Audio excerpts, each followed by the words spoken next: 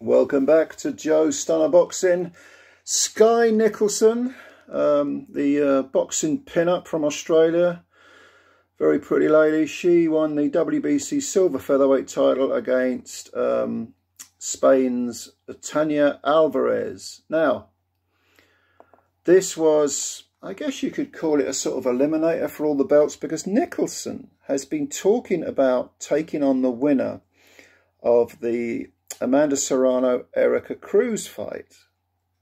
Okay, so we have to judge her by, at the very least, by the standards of someone who, do we think she could be competitive against Cruz or Serrano? Especially Serrano, of course, who has an exemplary record and has had that barn burner with Katie Taylor and has proved herself again and again and again at different weights. So we have to have the bar pretty high for Skye Nicolson if she's going to make those statements. And the answer is no, she's nowhere near ready, if she ever will be, for the likes of Amanda Serrano. Erika Cruz, different proposition. As I'm making this video, Cruz and Serrano haven't yet fought, so we'll see later on who comes out on top. You would expect it to be Serrano. But this was quite a revealing fight for Nicolson. Even though she won unanimous decision, she picks up that WBC silver feather belt. But I'll tell you what, the opposition, TANIA Alvarez, from the word go, looked like she'd never had a boxing lesson in her life. She was incredibly tough, great engine, soaked up punishment left, right and centre. But could she box? No, she couldn't. She walked straight towards Nicolson, throwing the most uneducated punches you'll see. This was pure white collar stuff. She's only 21 years old. She came in undefeated somehow. 7 wins, no defeats, only 1 KO, which is, it's easy to see how she could stop someone on sheer attrition, because that's all she had to really offer was attrition. She just, I mean, I can't emphasize how crude this girl was. She was walking towards Nicolson, just, the commentators were describing it as walking through the front door, which, yeah, she was. And no idea how to defend herself. Just when she got close, she was letting her hands go. They were arm punches. Very, very wild, very, very crude. So you would expect Nicolson, if she's going to fight the very best, to get rid of someone like this very, very quickly. And the fact that she went the distance, and in fact, from round 6 or 7 was huffing and puffing, and certainly at the end looked absolutely exhausted, that doesn't bode well for someone with those, you know, multi-weight world title pretensions. Nicolson is now, 27, so if she's not in her prime, she's approaching it, and she's yet to score a single knockout in her whole professional career.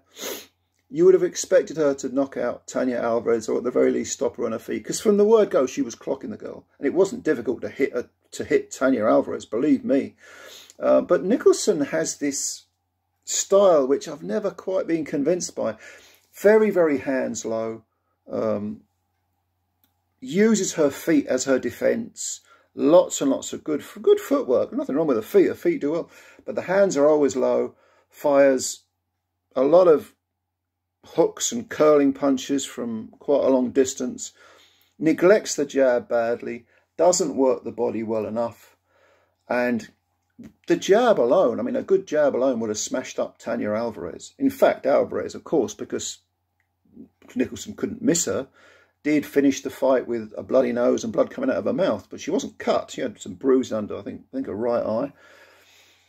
But she was, after 10 rounds, she was tired, but Nicolson was the one who looked exhausted. Nicolson was the one who looked like she was glad to hear that final bell. And even looked a little bit unsteady as she walked back to a corner. I mean, the girls barely embraced after the fight. Alvarez had this poker face from the word go, from standing in the corner when they announced her. I mean, at one point she just raised her fist as if to say, yep, I'm here. But there was no real showing out. The fight started, it was the same thing. She totally blasé about everything. And everything was to do with, just the water on rock effect. The water eroding the rock. She was the water. Nicolson was the rock, and okay, the water didn't come close to eroding the rock, but it maybe shaved off a few layers, you know what I mean? I had this fight 98, 90, 92, and to be honest, you could make a case for it being 100 to 90. One of the judges had it 100 to 90. But it just doesn't tell the whole story. I mean, Nicholson is going to have to, if she wants to achieve half of what she's talking about, she's got to get defensively. She's got to put her bloody hands up. I mean, I don't like this, you know. She almost sticks her chin over the front foot as if to say, come on then, try and hit me. What, you think if you're given a tough 10 rounds by someone as completely fistically uneducated as TANIA ALVAREZ, you think that a Serrano, with all her skills, with all her experience, isn't going to grind you down pretty damn quickly and beat you up? Yes, she is. Yes, she is. And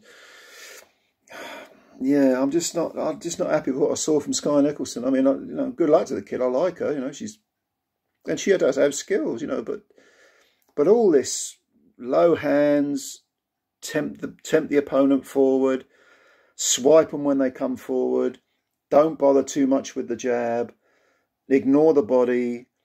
No, I'm not having it. I don't think it's going to carry her as far as she claims she wants to go, and that's a shame. As for TANIA ALVAREZ, Jesus Christ, I mean, she's going to end up with brain damage by the time she's 25 if she carries on like that. Someone needs to take this girl aside and at least teach her some sort of defence. Because with Nicholson, you are seeing a good quality amateur, former Olympian, someone with skills. Like I say, her feet, and nothing wrong with her footwork at all. It's from the waist up. I don't like the look of all that. You know, massive. It's not a hole in the defence. It's no defence at all. The defence comes from the feet with Nicholson, and that's just no good. She's going to get found out. Did you watch this fight? I'll be eager to hear your opinions, interested, so leave your comments below. And maybe I'm being too negative. Maybe Nicholson will look, and her team will look at this fight and say, okay, we've got work to do here. And yeah, they have got work to do. You know, get your hands up, work the jab, use the jab. Don't constantly, endlessly look to counter. Just, you know, put some more strings to your bow. Put some more tools in your fistic box. I mean, come on, this is boxing, and you get found out if you don't have that. Have those basics. If you don't have that basic boxing schooling, when your reflexes go, you really get found out. Because I can see Nicholson getting stopped pretty quick by someone like a Serrano or Cruz. Yeah, I think Cruz would be her, to be honest. Erika Cruz. But anyway, let me know what you think. Leave your comments below. Subscribe to the channel if you're new, and hit the like button if you could do that. That would be a big help as well. And yeah, we got the big toot to come, the Baumgartner fight and the Serrano Cruz fight. So I'll do some videos on those. Until then, take care of yourselves. Bye for now.